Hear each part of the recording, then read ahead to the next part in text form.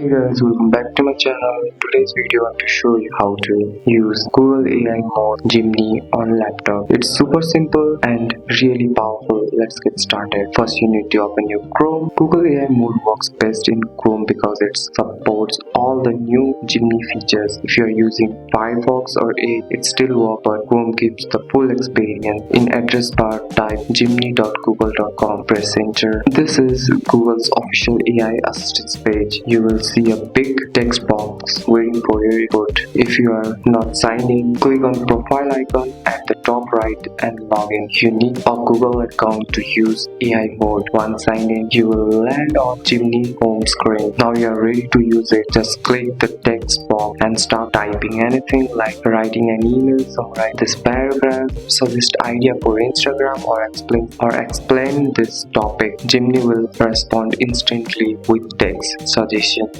and even step-by-step guides. You can also upload images or documents if your version supports it.